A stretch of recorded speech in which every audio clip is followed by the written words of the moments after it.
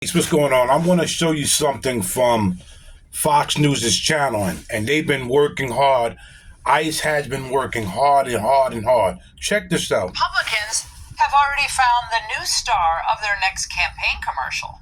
I'm not going back to 80. Trump, you feel me? Joe Biden forever, bro. Thank Obama for everything that he did for me, bro. That has to be fake. It almost sounds fake, doesn't it? I mean, it doesn't even. How can that be real?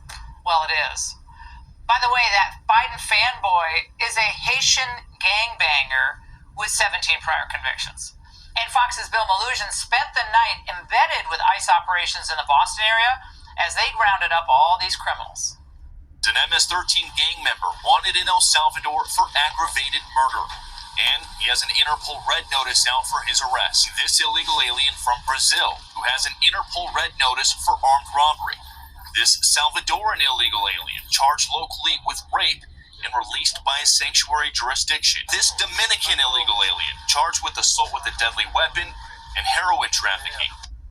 Joining me now is Fox's national correspondent, Bill Melugin. Bill, quite an adventure you had, and I understand that one of the arrested illegals had just been released from custody the day before. What do you know?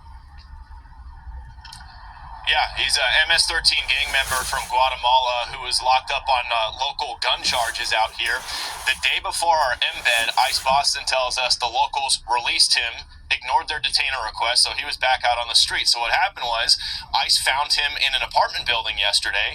They went in and arrested him, but they found him with a friend or an acquaintance or another guy who had nothing to do with what ICE was going after, but ICE arrested him anyways because when they encountered him, they ran his fingerprints and they found out he was a previously deported illegal immigrant as well. So that's what's known as collateral, Laura, and that's what Tom Homan has been warning about, telling these sanctuary cities, if you don't hand these people over to us and you just let them back out into the community, we're going to have to go in, we're going to go find them, and if we find them with other people who aren't our targets and they're in the U.S. illegally, we're going to take them too. And that's exactly what happened yesterday. Sanctuary policy out here caused that MS-13 gang member's friend or acquaintance to also get arrested by ICE. Now they're both going to get deported.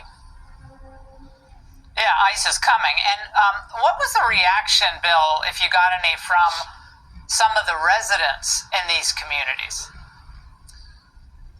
It was interesting. Most of the time, people are just kind of like peeking out their windows watching it happen. But on the arrest of that Dominican illegal alien, the alleged heroin trafficker with the assault with a deadly weapon charge, a woman actually came up to ICE and told them, thank you for arresting him. She clearly didn't have a good experience with that guy, or for whatever reason wanted to thank the officers, and the officers responded and said, you're welcome. So just goes to show, even out here in Boston in the sanctuary area, there are locals out here who do appreciate what ICE is doing and have obviously had issues with some of these bad apples that ICE is going after. Well, one of the things that people kept asking today, and I knew you would have an answer, is how is it possible? ICE is at a job, and ICE is doing their thing. Shout out to ICE. Shout out to Donald Trump, and shout out to Tom Homan. This is Big Hawk. To the next video. I'm out.